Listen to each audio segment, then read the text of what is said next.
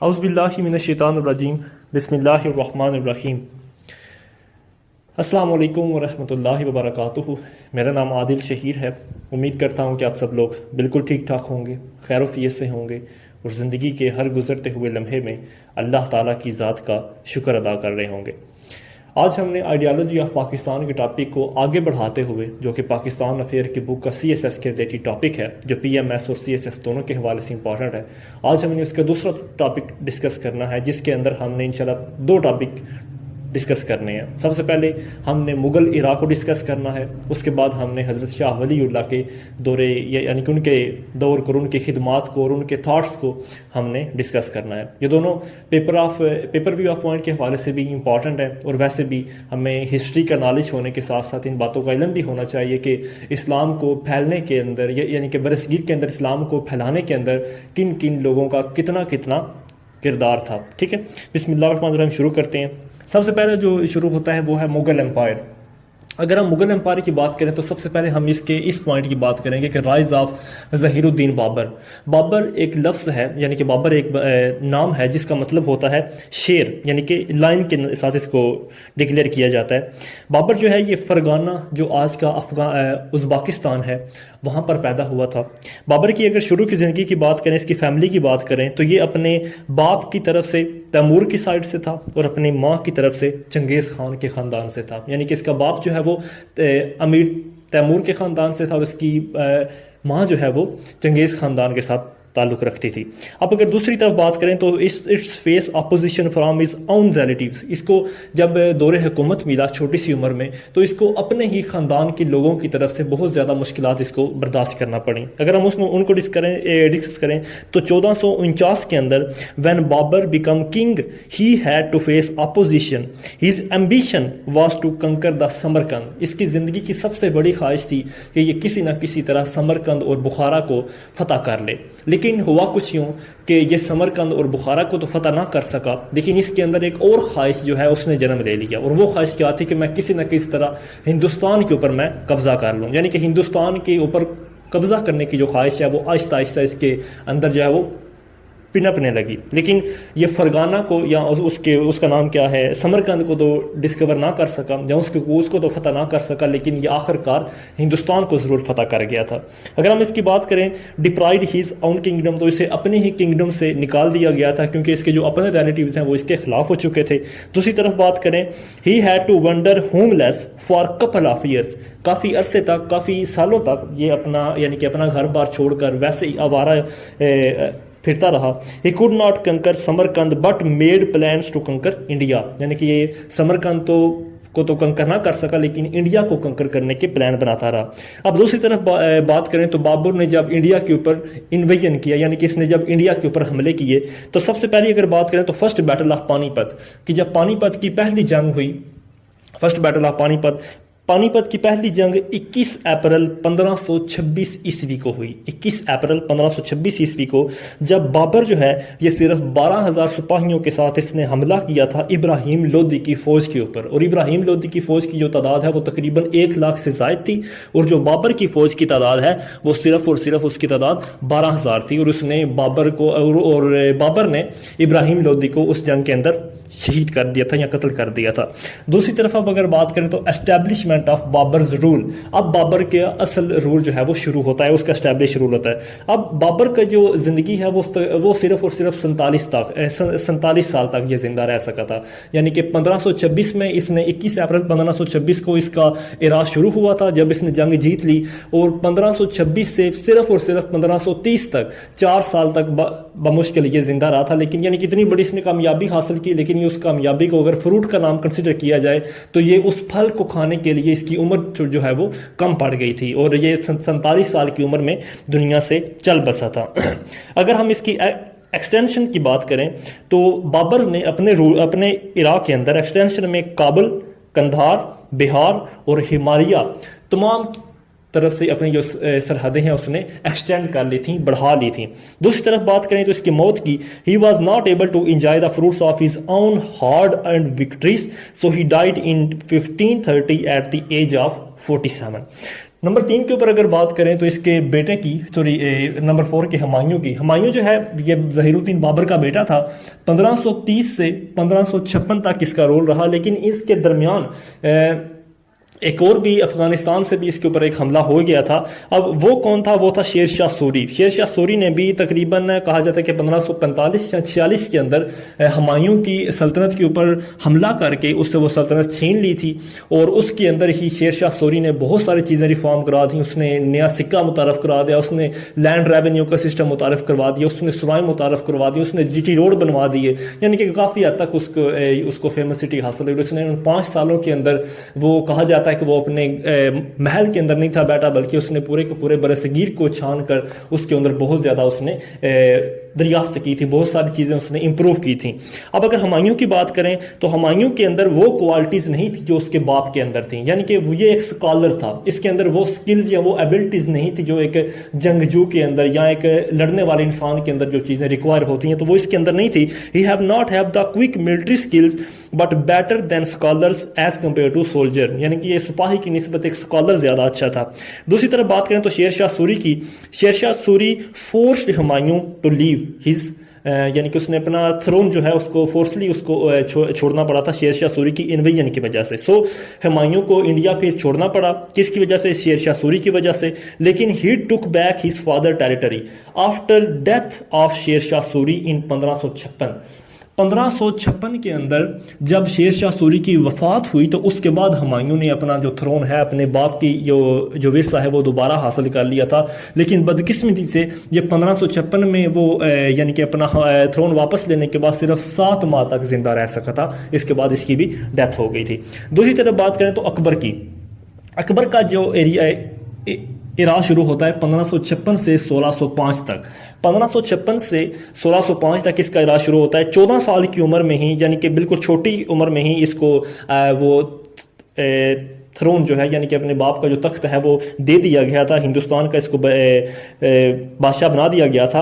اگر اس کی ایکسٹینشن کی بات کریں, ڈیورنگ 45 ایئرز اس نے 45 سال تک ہندوستان کے اوپر حکومت کی. 45 سالوں میں اس نے بنگال سے افغانستان تک اپنی سرحدیں جو ہے وہ بڑھا لی تھیں, یعنی کہ اسے کہا جاتا ہے آل ان آل کہ اس نے تمام کے تمام جو ہیں وہ مذہب کے لوگوں کو اپنے ساتھ ملا لیا تھا, مرہٹاس کو, ہندوز کو, سکھس کو, اور اس کے علاوہ یعنی کہ جو بھی جس بھی مذہب کے ساتھ جو دوسرے لوگ تعلق رکھتے تھے, اس نے ہر ایک خاندان کے ساتھ شادی کی ان کی. یعنی کہ یہ کیا کرتا تھا, اس کی ایک پالیسی یہ تھی کہ یہ جو بھی علاقہ فتح کرتا تھا وہ علاقہ صرف یہ ان کو کہتا تھا کہ یہ علاقے کے اوپر حکومت تمہاری رہے گی لیکن یہاں پر راج ہمارا چلے گا, یعنی کہ یہاں پر احکامات ہمارے چلیں گے لیکن بظاہر حکومت تمہاری ہی رہے گی. اور ان کی جو ملکہ ہوتی تھی یا ان کی جو شہزادی ہوتی تھی اس کو اپنے نکاح میں یا اپنی شادی میں لے لیتا تھا تاکہ اپنے دشمنوں کو اپنا دوست بنا کر ان کے اوپر حکومت کی جا سکے. تو اس کی اسٹریٹجی کو کافی یعنی کہ اپنا ایک حکومت کے اندر حکومت لانگ ٹرم حکومت کرنے کے اندر یعنی کہ اس نے دشمنوں کو اپنا دوست بنا کے رکھا, تو اس نے اپنا ایریا اس لحاظ سے بھی وسیع کر لیا تھا. دوسری طرف اگر بات کریں تو یہ اس کے اندر بہت ہی زیادہ جائجینٹک ملٹری خاصیت تھی, یعنی کہ جو ہم نے آلریڈی ڈسکس میں نے آپ کو بتا دیا کہ یہ دشمنوں کو دوست بنانے کا گر رکھتا تھا. نمبر 5 کے اوپر اگر ہم آگے بات کریں تو جہانگیر جو ہے یہ اکبر کا بیٹا 1605 سے 1627 تک جہانگیر رہا. جہانگیر کی اگر ہم بات کریں تو یہ اکبر کا بیٹا موسٹ اٹریکٹیو کریکٹر تھا, بہت زیادہ اٹریکٹیو کردار تھا یہ امنگ مغلز, تمام مغلوں کے اندر. But head weakness for strong drinking, لیکن اس کی ایک بہت بڑی کمزوری یہ تھی کہ یہ شرابی تھا, ٹھیک ہے, یعنی کہ شراب پیتا تھا, لیکن تھا تو مسلمانوں کا حکمران, لیکن یہ اس کی خرابی بھی تھی. لیکن آل ان آل ایک اچھا لیڈر تھا. ہیو ریپوٹیشن ڈیورنگ ایج 23, اور صرف 23 سال کی عمر میں ہی اسے بہت زیادہ شہرت مل گئی تھی, اور ڈائیڈ ان 1628 اور 1628 کے اندر اس کی وفات ہو گئی تھی, 1628 کے اندر. اس کے بعد آتا ہے شاہ جہاں جو ہے یہ جہانگیر کا بیٹا تھا. شاہ جہاں 1628 سے 1658 تک رہا. شاہ جہاں کو کو یعنی کہ بلڈر آف ہندوستان بھی کہا جاتا ہے یا کنگ آف بلڈر بھی کہا جاتا ہے. آج جتنی بھی یعنی کہ جو ہندوستان کے اندر اگر ہم دیکھیں تو تاج محل جو جس کو دنیا کا 7واں عجوبہ بھی کنسیڈر کیا جاتا ہے, وہ ایک محبت کی نشانی جو اس نے اپنی بیوی ممتاز محل کی محبت میں بنایا تھا, اس لیے یعنی کہ اس کو کنگ آف بلڈر کا نام دیا جاتا ہے.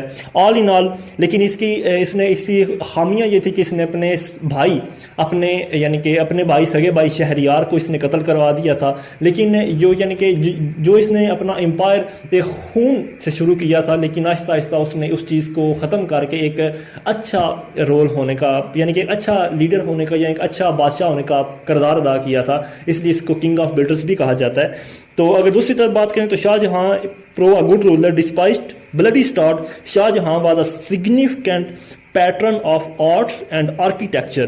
ہی رول فار 22 ایئرس. آرکیٹیکچر کے ساتھ اس کو محبت تھی, آرٹ کو اس نے فروغ دیا, موسیقی کو اس نے فروغ دیا, 22 سال تک اس نے حکومت کی, تاج محل اس نے بنوایا. لیکن اس کی خامی یہ تھی کہ اس نے اسلامک پریکٹس کو بہت حد تک کم کر دیا تھا, یعنی کہ جو آباء و اجداد سے اس کو جو دین ملا تھا اس نے اس کو پیچھے ہٹا کر اپنی روایات کے مطابق یا اکبر کی دی گئی ورثے کے اندر جو آئی گئی روایات تھیں ان کو برقرار رکھتے ہوئے اس نے دینی پریکٹس کو پیچھے ہٹا دیا تھا, بہت حد تک کم کر دیا تھا.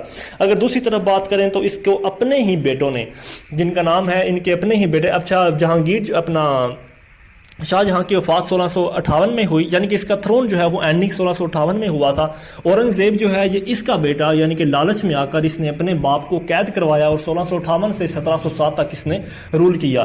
اس نے بہت زیادہ اسلامک پالیسیز مرتب کروائیں اورنگزیب نے. اورنگزیب کی ہم اگر یہ کہیں کہ اس نے اپنے شاہ جہاں کو اپنے باپ کو قید کروا دیا تھا, پتہ نہیں یہ خوبی تھی یا خامی تھی, میں اس کے اوپر کمنٹس نہیں پاس کر سکتا. لیکن آل ان آل اورنگزیب ایک بہت اچھا یعنی کہ فتاوی عالمگیری کے نام سے ایک کافی حد تک یعنی کہ ایک اچھا انسان اس کو کنسیڈر کیا جاتا تھا. اورنگزیب عالمگیر نہیں, یعنی کہ فتاوی عالمگیری میں کم از کم 2 لاکھ سے زائد فتاوی جات اس نے کروائے. آج اگر کوئی بھی بندہ عالم دین بنتا ہے تو وہ اس فتاوی عالمگیری کو اس کے اچھا خاصا سہارا لینا پڑتا ہے اپنے اپنے پوائنٹ آف ویو کو ڈکلیئر کرنے کے لیے, کسی نہ کسی مسئلے کے اوپر بحث کرنے کے لیے. یہ بھی کسی اچھی کاوش تھی. 1673 کے اندر انہوں نے بادشاہ مسجد بنوائی, یہ بھی نہیں ایک اچھی ایک اچھی کاوش تھی. مسجد وزیر خان بنوائی, یہ بھی ایک اچھی کاوش تھی. آل ان آل یعنی کہ انہوں نے جزیہ متعارف کرایا, انہوں نے علماء کرام کو زمینیں متعارف کروائیں, انہوں نے باقاعدہ طور پر اسلامی کونسل کو مرتب کیا. ہر طرف اس نے موسیقی کو بین کروا دیا, اس نے تمام قسم کی سماجی اور کلچرل برائیوں کو اس نے یعنی کہ بالکل ختم کر دیا.